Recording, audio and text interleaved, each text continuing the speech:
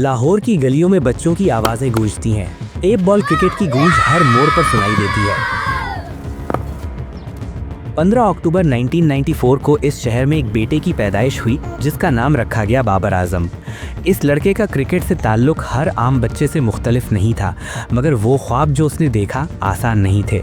बाबर के वालिद महदूद वसाइल में घर का खर्चा चलाते थे, लेकिन उन्होंने अपने बेटे के खेल के शौक़ को कभी महदूद नहीं होने दिया। बाबर ने छोटे बैट्स और टेनिस बॉल्स के साथ गलियों में घंटों गुजारे, फुटवर्क और टाइमिंग पर काम किया।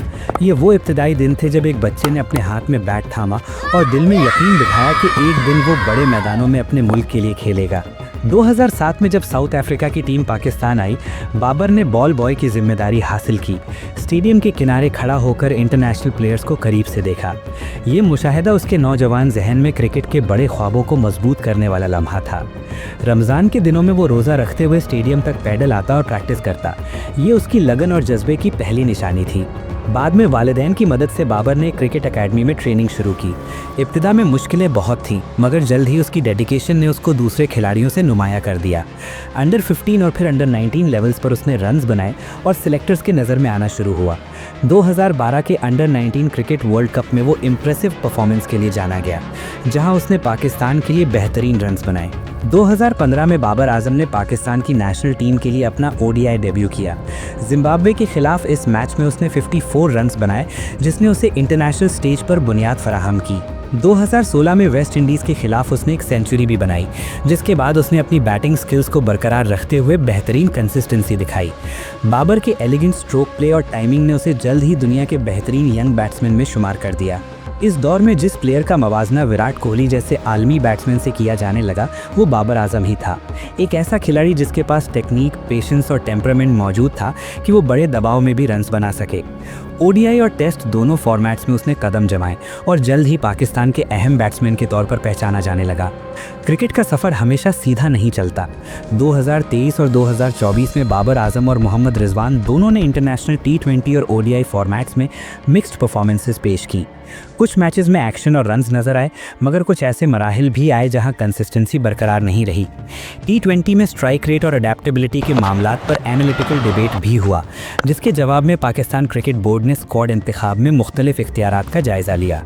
Tri nation T20 series 2025 Pakistan में खेली गई, जिसमें श्रीलंका, जिम्बाब्वे और पाकिस्तान ने हिस्सा लिया।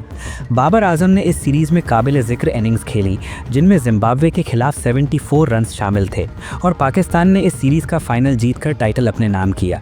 इस सीरीज़ में रन्स बनाने के साथ साथ बाबर की मजमूई कंट्रीब्यूशन को भी सामने रखा गया। इसी दौर में बाबर ने कुछ ओकेजन्स पर सिफर पर आउट होने की भी सूरत हाल देखी, जिसने उसके T20 आदादो शुमार में एक यूनिक मैट्रिक भी इक्वल किया।